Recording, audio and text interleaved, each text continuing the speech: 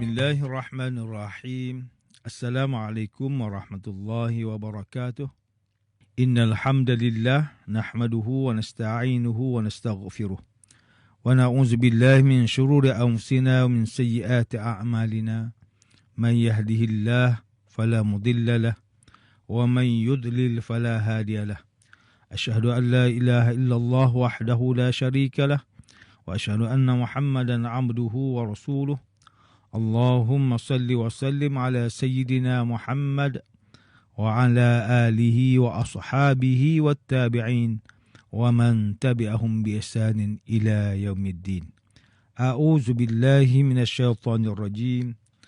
Ya ayyuhalladzina amanu taqullaha haqqa tuqatih wa la tamutunna illa wa antum muslimun. Amma ba'. Yang berusaha Tuan Haji Ahmad Nazri Muhammad Yusof selaku penerbit rancangan tafsir Al-Quran dan seterusnya sidang pendengar yang dirahmati Allah Subhanahu wa taala. Alhamdulillah, pertamanya marilah kita bersama-sama merafakkan setinggi kesyukuran kehadrat Allah Subhanahu wa taala di atas segala nikmat kurniaan dan rezekinya yang tidak ternilai. Selawat dan salam ke atas junjungan besar Nabi Muhammad sallallahu alaihi wasallam, ahli keluarga baginda dan para sahabatnya yang tercinta. Bersama saya, Profesor Dr. Muhammad Najib bin Abdul Qadir, Pusat Kajian Al-Quran dan As-Sunnah, Fakulti Pengajian Islam, Universiti Kebangsaan Malaysia. Tuan-tuan, puan-puan, para pendengar yang dimuliakan, pada hari ini kita akan menyambung kembali rancangan tafsir Al-Quran bagi siri ke-121. InsyaAllah, pada kali ini kita akan membincangkan mengenai pentafsiran ayat ke-73 Surah At-Taubah. A'udzu billahi minasyaitonir rajim. Ya ayyuhan nabiyyu jahidil kuffara wal munafiqina waghluz 'alaihim wa ma'wahum jahannam wa bi'sal masir. Wahai Nabi, berjihadlah menentang orang kafir dan orang munafik dan bertindak keras terhadap mereka, dan sebenarnya tempat mereka ialah neraka Jahannam dan itulah seburuk-buruk tempat kembali.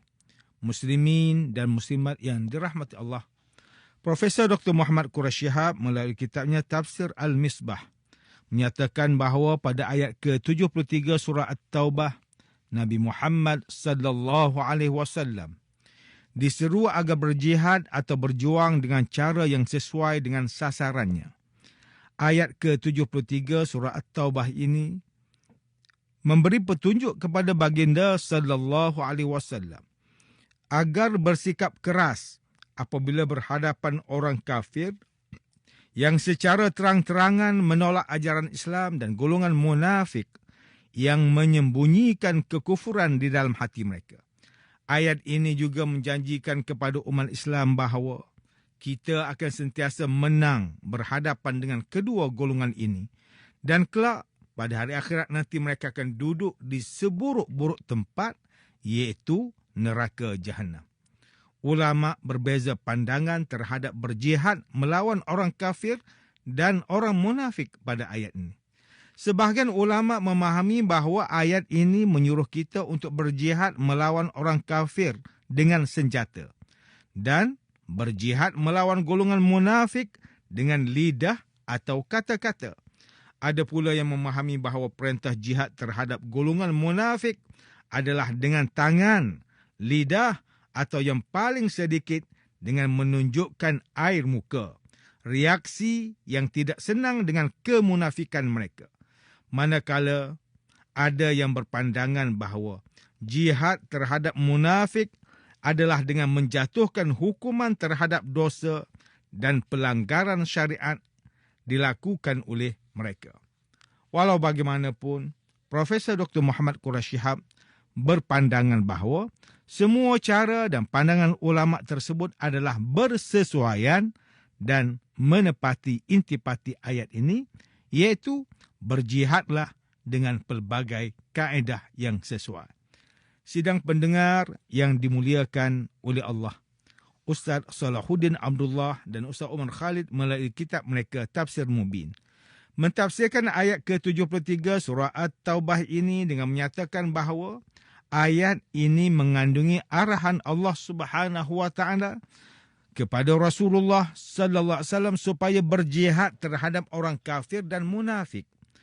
Menurut Ibn Abbas radhiyallahu anhuma berkata, berjihadlah melawan orang kafir dengan menggunakan pedang dan kekuatan senjata, dan berjihadlah menentang orang munafik dengan lidah dan hujah. Kedua-dua kaedah yang disebut oleh Ibn Abbas radhiyallahu anhuma ini perlulah dilakukan dengan cara yang berkesan sehingga berupaya menakutkan mereka. Semoga dengan menakutkan mereka, mereka akan mengubah fikiran mereka untuk menerima Islam dan menjadi mukmin yang sejati. Hal ini kerana di akhirat nanti golongan kafir dan munafik akan dimasukkan ke dalam neraka Jahannam disebabkan oleh penentangan yang dilakukan mereka terhadap Allah Subhanahu wa taala, baginda sallallahu alaihi wasallam dan agama Islam. Manakala Profesor Dr. Tengku Muhammad Hasbi As-Siddiqi menerusi kitabnya Tafsir An-Nur mentafsirkan ayat ke-73 surah At-Taubah ini dengan menyatakan bahawa para sahabat menegaskan bahawa orang kafir itu ditentang dengan menggunakan pedang, manakala orang munafik pula dilawan dengan hujah dan keterangan. Profesor Dr. Tengku Muhammad Hasbi As-Siddiqi menyatakan bahawa semua imam sepakat bahawa orang munafik hendaklah diperlakukan menggunakan hukum syariat Islam seperti mana umat Islam yang beriman.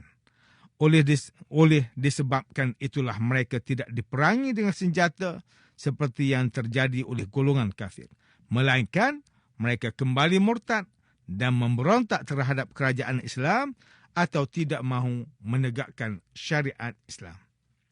Profesor Dr. Tengku Muhammad Hasbi As-Siddiqi menyatakan lagi bahawa ayat ini merupakan satu ancaman kepada golongan munafik bahawa mereka akan diperangi seperti orang kafir yang secara terang-terangan memusuhi Islam dan umat Islam. Pada tafsir ayat ke-73 surah At-Taubah ini, Profesor Dr. Tengku Muhammad Hasbi As-Siddiqi turut menjelaskan bahawa golongan kafir yang disebut pada ayat ini hanyalah merujuk kepada golongan kafir harbi yang secara jelas memusuhi Nabi, menentang dan memerangi agama Islam sahaja, dan bukanlah golongan kafir yang lain.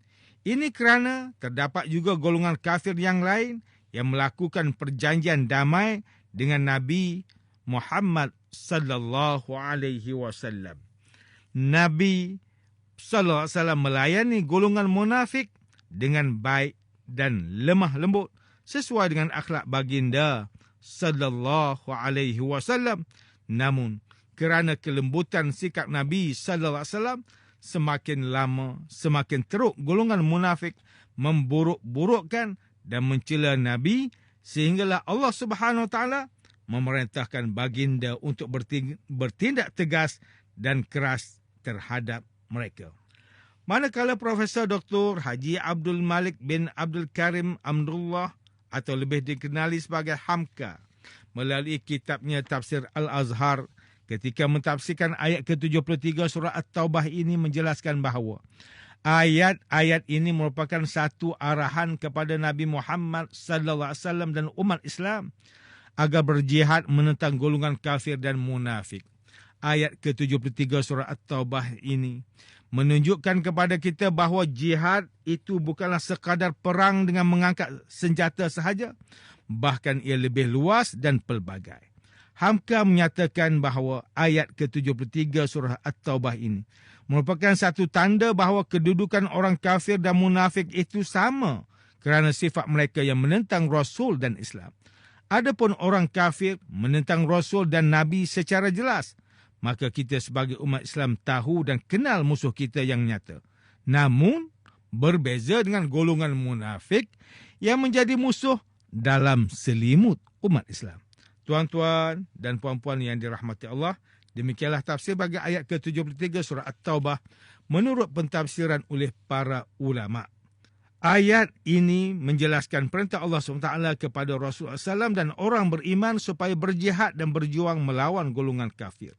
Selain itu, orang beriman juga diperintahkan supaya menggunakan strategi dan kaedah yang sesuai dengan sasaran dalam berjihad. Strategi yang bersesuaian dengan sasaran akan menjadikan tindakan yang kita lakukan menepati matlamat asal jihad.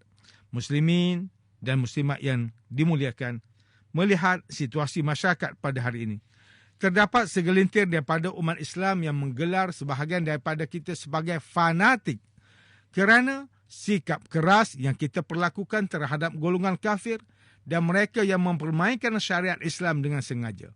Kita hendaklah bermuhasabah dan mengubah diri kita seandainya kita menganggap apa yang dilakukan oleh kafir dan golongan yang mempermainkan syariat ini merupakan perkara yang remeh. Ingatlah bahawa Rasulullah sallallahu alaihi wasallam bersabda, "Man ra'a minkum munkaran falyughayyir biyadihi, fa illam yastati' fa bilisanihi, fa illam yastati' fa biqalbihi, wa dzalika adhaful iman."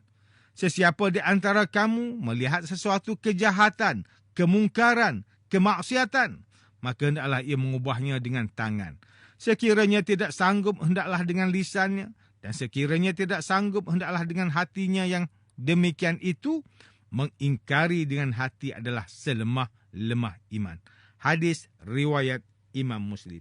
Dalam sebuah hadis yang lain, Rasulullah sallallahu alaihi wasallam bersabda, "Ma min qaumin yu'malu fihim bil ma'asi yaqdiruna ala an yughayyiru thumma la yughayyiru illa yushiku an ya'ummahumullah minhu bi'iqab." Tidaklah suatu kaum yang dikerjakan di tengah-tengah mereka pelbagai kemaksiatan yang mampu mereka mencegahnya, namun tidak mereka cegah, melainkan Allah pasti akan menurunkan hukuman kepada mereka. Hadis riwayat Imam Abu Dawud, hadis sahih. Rasulullah sallallahu alaihi wasallam juga bersabda, "Ma min nabiyyin ba'athahu Allah fi ummatin qabli illa kana lahu min ummatihi hawariyun wa ashabun ya'khuduna bi sunnatihi wa yaqtaduna bi amrihi. Summa innaha takhlufu min ba'dihim khulufun yaquluna ma la yaf'alun wa yaf'aluna ma la yu'marun. Faman jahadahum biyadihi fahuwa mu'min, wa man jahadahum bilisanihi fahuwa mu'min, wa man jahadahum biqalbihi fahuwa mu'min. Wa laysa wara'a zalika minal imani habbatun walaysa wara'a zalika minal imani habbatu khardal." Tidak ada seorang nabi pun yang diutus Allah pada salah satu umat sebelumku, melainkan dia mempunyai pengikut setia dan orang yang mengambil sunnahnya dan mengikuti perintahnya. Kemudian setelah itu datang generasi yang mengatakan apa yang tidak mereka kerjakan dan mengerjakan apa yang tidak diperintahkan. Sesiapa melawan mereka dengan tangannya, dia orang mukmin. Sesiapa yang melawan mereka dengan lisannya, dia orang mukmin. Dan sesiapa melawan mereka dengan hatinya, dia orang mukmin. Dan di belakang itu tidak ada iman sebesar biji sawi pun. Hadis riwayat Imam Muslim, hadis sahih.